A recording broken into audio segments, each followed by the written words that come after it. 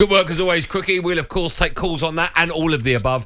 08717 223344. Fodboy, good to see you. Good evening. How are you?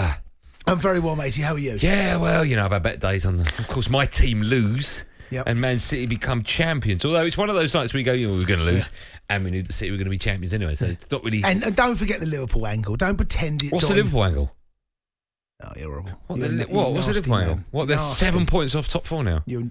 And they're, 9 points behind Leicester? You're horrible, man. Do you think Liverpool fans will be moaning about that team selection? Because they knew it was coming up. And I'm guessing it'll be a lot stronger for the game on Thursday. I spoke to my mate on the way in. What was it? Oh, Paul Davis. He doesn't exist. He does. Davo. He's a big Liverpool fan. Phone him up now. No, I'm not a fan. No, he doesn't exist. He does. Yeah, he doesn't exist. Anyway, he was disgusted. Was he really? He was appalled. He was... But, Trevor Sinclair, have we got the Trevor Sinclair audio? Can we play it? Trevor Sinclair said earlier on. Well, have a listen to this. This is Trevor Sinclair talking on talkSPORT earlier on this evening. Why don't the police know that? Why don't the club make amendments for that and make sure they safeguard their stadium? They didn't do that. They didn't do that well enough.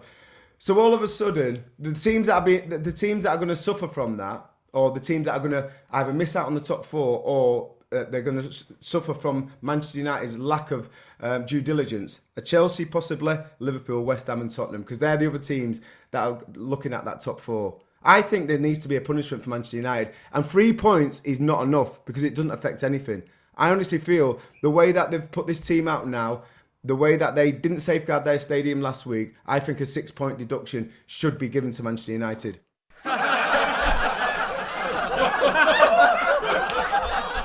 Now, listen, I like Trevor Sinclair. I love Trevor. Right? I love Trevor. But I've got to say, this has not happened because of one match. We're so far, we're 35 games into the season.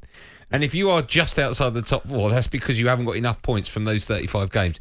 Not because Manchester United, who've got, 4 games in 7 days, have had to field a weakened side because they've got bigger fish to fry. I don't know what options Ollie had. In fact, there were none. There were none. And he's absolutely entitled to pick the team that he feels is right for that game. Totally. And there are going to be some supporters, like my mate Paul, the Liverpool fan. There's going to be Leicester fans and Chelsea fans that are going to be disappointed that Man United haven't fielded a strong team. Tough. I'm sorry, that's just the way. Ollie has earned the right. They're second.